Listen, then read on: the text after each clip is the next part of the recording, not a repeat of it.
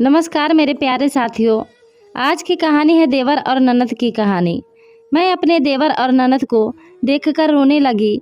हर रोज़ की तरह इस रात को भी मेरी ननद और देवर पता नहीं कहां से रात को आते हैं और एक बड़ा सा डिब्बा लेकर दोनों अपने कमरे में जाकर पता नहीं क्या करते हैं।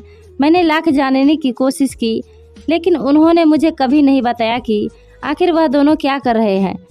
मैंने इस बारे में अपने पति दिनेश से भी बात किया। मैंने कहा कि मेरी ननद और देवर पता नहीं क्या कमरे में करते हैं और दिन रात बस वही कमरे में घुसे रहते हैं। कभी भी किसी काम को करने में मेरी मदद भी नहीं करते हैं।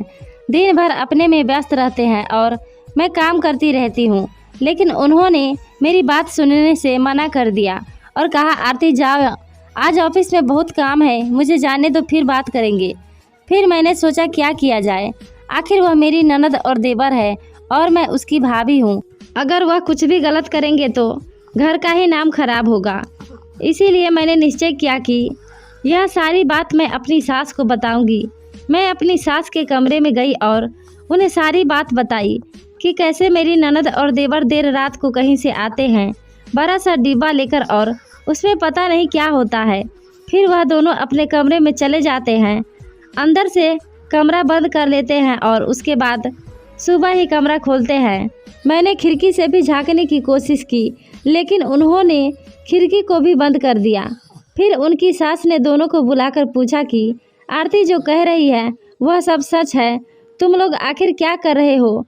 तो उन लोगों ने कहा कि भाभी झूठ बोल रही है, हम लोग कमरे में सोने के लिए जाते हैं और कुछ नहीं करते हैं। लेकिन आरती को तो अपनी ननद और देवर दोनों पर बहुत गहरा शक था। वह जानती थी कि यह लोग कुछ तो छुपा रहे हैं। एक दिन आरती ने सोचा, आज तो मैं इन सब का पता लगा कर रहूँगी, चाहे जो हो जाए।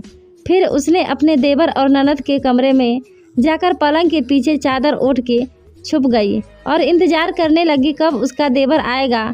थोड़ी देर बाद उसका देवर हाथ में बॉक्स लेकर कमरे में आया और दरवाज़ा बंद कर लिया। उसकी ननद तख्त पर बैठी हुई थी। उसकी ननद ने अपने भाई से कहा, क्या हुआ, सारा काम हो गया? तो उसके भाई ने कहा, हाँ सब काम हो गया। तो उसने कहा, ठीक है, बॉक्स खोलकर दिखाओ। उसने जैसे ही बॉक्स खोला, उसकी भाभी आरती ने बॉक्स को देखकर जैसे बिल्कुल अचंभित हो गई।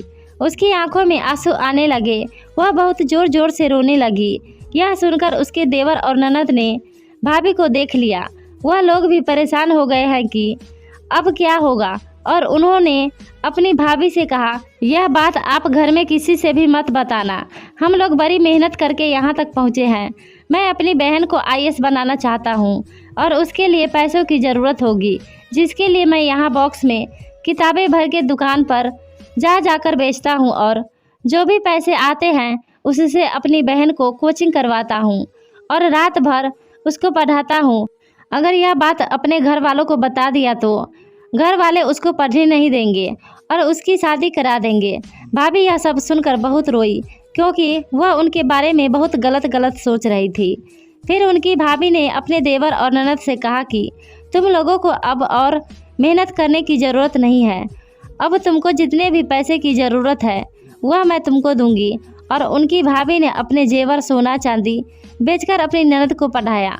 और एक दिन उसकी ननद आईएएस बन जाती है और कहती है कि आज जो कुछ भी हूँ मैं हूँ अपनी भाभी की वजह से हूँ। यह सब सुनकर उसकी सास और उसके पति को बहुत शर्म महसूस होती है। इसीलिए दोस्तों, कहा जाता है मेहनत इतनी खामोशी से करो कि सफलता शोर मचा दे। आज उनका परिवार बहुत खुश है और सब मज़े से है, अपनी ज़िंदगी जी रहा है। दोस्तों, यह कहानी से आपको क्या सीखने को मिला हमको ज़रूर बताना।